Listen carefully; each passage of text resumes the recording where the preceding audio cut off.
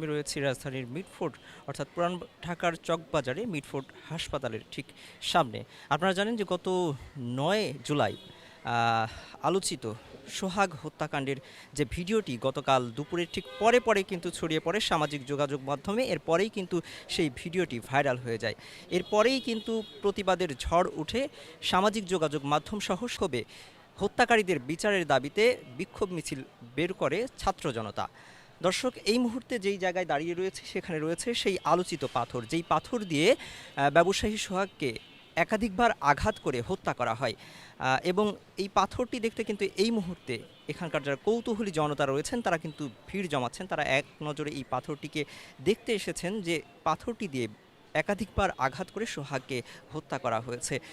দর্শক, একটু আপনাদেরকে জানিয়ে রাখি যে গতকাল রাতে কিন্তু ঢাকা বিশ্ববিদ্যালয় বুয়েট সহ রাজধানীর বেশ কিছু এলাকায় বিক্ষোভ মিছিল বের করা হয় এই সোহাগ হত্যাকাণ্ডের সাথে যারা জড়িত রয়েছে তাদের বিচারের দাবিতে। এরকম ঘটনা স্বাধীনতা পরবর্তী অর্থাৎ গণ অভ্যুত্থান পরবর্তী একটি বাংলাদেশে কখনোই কাম্য নয়।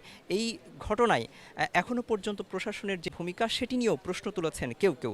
বৈশাচিক কায়দায় এই হত্যাকাণ্ড ঘটানোর পর তার মৃত্যু নিশ্চিত হওয়ার পর তার লাশের উপরে উঠে নৃত্য করেছে একদল হত্যাকারী।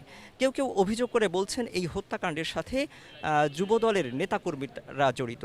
আমরা গতকাল মোবাইলে দেখতে পারলাম যে একজন লোককে নিষ্ঠুরভাবে এইভাবে যেন হত্যা করা হয়েছে। কোন জায়গায় হত্যা করা হয়েছে সেই জায়গাটা দেখার জন্য এখানে এসেছি। অথবা সেই স্মৃতি বহন করতেছে আর কি। অত্যন্ত আমরা দুঃখিত যে দুঃখ ভাষায় ব্যক্ত করার মতো আমাদের সেই ভাষা নেই। এরকম হত্যাকাণ্ড এই দেশে হবে এটা আশা করি নাই। এটার জন্য আমাদের জাতির লজ্জার একটা বিষয়।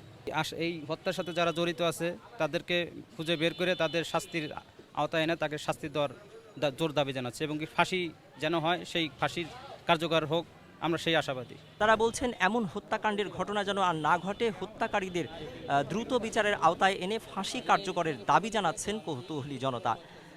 দর্শক, এই ছিল মিটফোর্ড হাসপাতালের সামনে থেকে সর্বশেষ পরিস্থিতি। মিনহাজুল ইসলাম, যুগান্তর নিউজ, ঢাকা।